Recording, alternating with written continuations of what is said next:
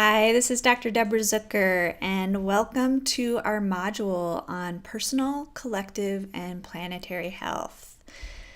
So before I dive into the teaching with you here, I just want to take a moment to introduce myself for those of you who haven't encountered me before.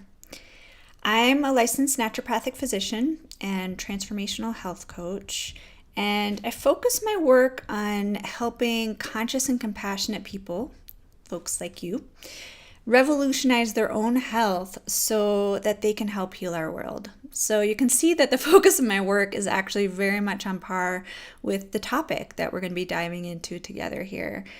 And what I want to share a bit about is that in 1999, I was living and working at a sustainability education center when my health spiraled down into chronic fatigue and depression and a whole bunch of other symptoms. And I was in my mid-20s at the time and was really passionate about supporting us all in living into a positive future, as I am now. And yet, how I was holding it at that time was vastly different to now.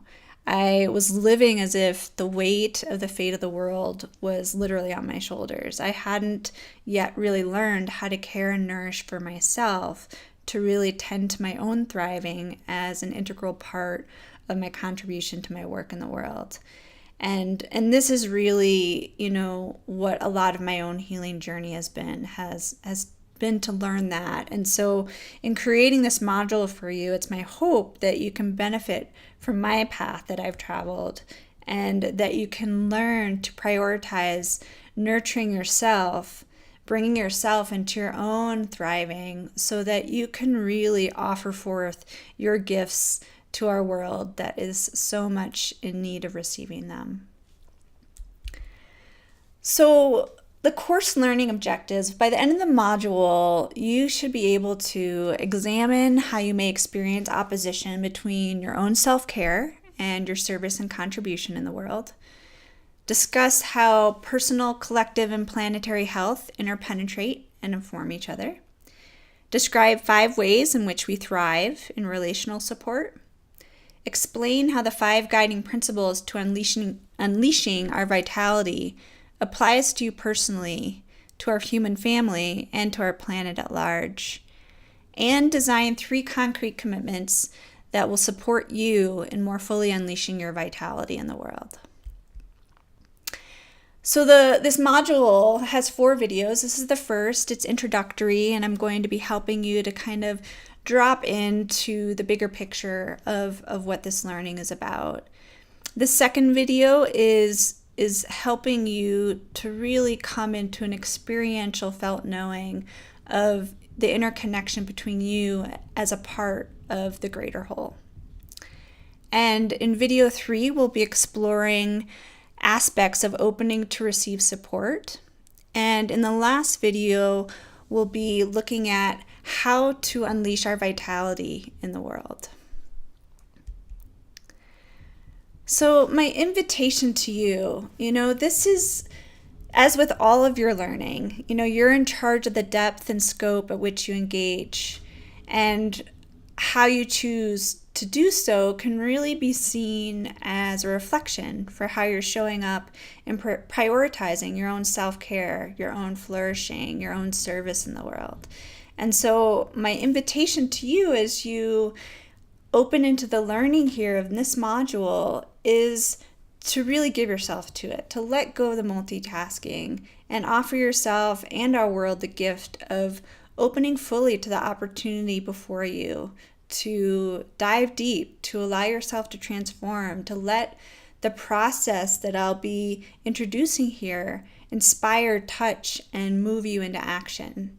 And this invitation to you is all coming from my orientation that we need you to thrive. We all need to be thriving right now so that we can support our collective and global health and well-being. So on that note, what is this topic of personal, collective, and planetary health really about? And I put celebrating you here because I really want to start by acknowledging that my sense is that you wouldn't be a part of this university and you wouldn't be taking this course if you didn't have some sense of the complexity of the challenges that we face as a human family at this time. And if you didn't feel a clear pull to be part of creating positive solutions for our collective future. So this course, this module that you're in right now is all about that. And it's really about bringing awareness to the complexity of the challenges, that the health of all of us individually, collectively, and as a planet is really teetering in the balance.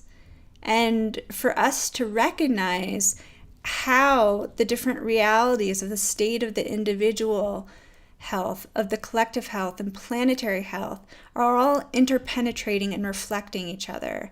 And that as we really open to see that it helps us to actually move towards optimizing the vitality of all.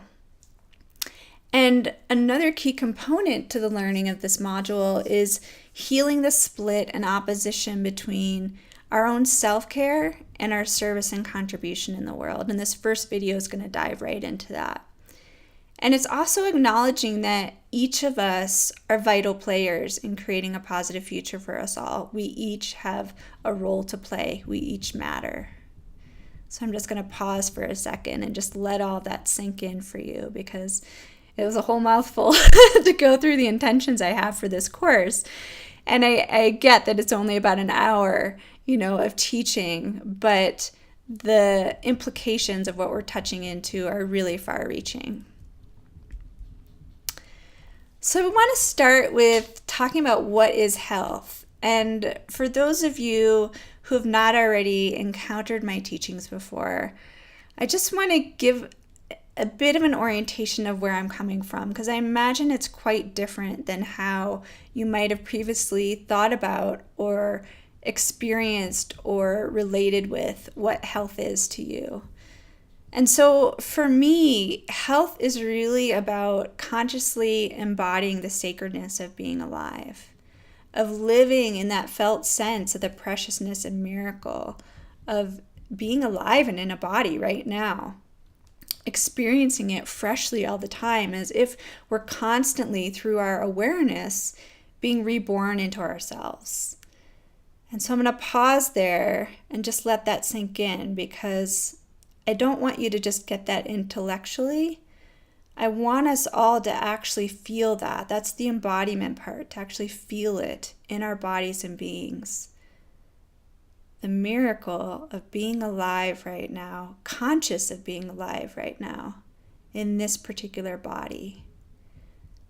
And that involves living in direct relationship with the precious and fleeting nature of our mortality, the limited time that we each have in this body on this earth, and to be awake to that.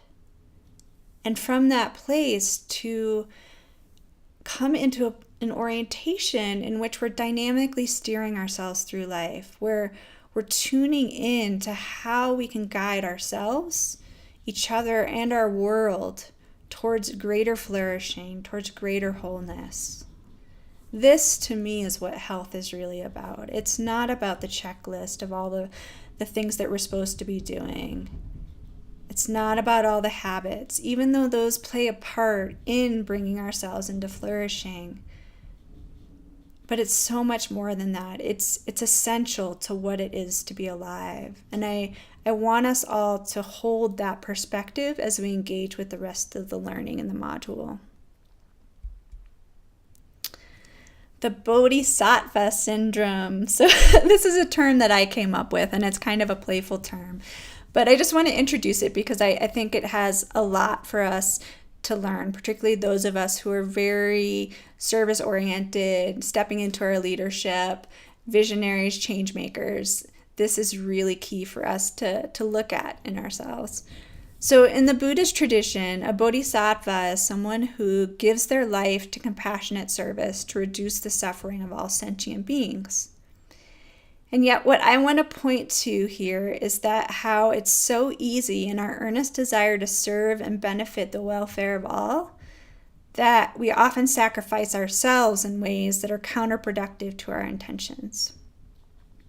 So self-sacrifice and martyrdom are well reinforced culturally, even amongst conscious and self-aware leaders and visionaries. I mean, I see it all the time with spiritual teachers. It's just, there's this sense of needing to give it all we've got. And in the process, we run ourselves into the ground. And so what I'm throwing into question here is, what would it look like to shift our orientation, to have the Bodhisattva Vow actually include ourselves?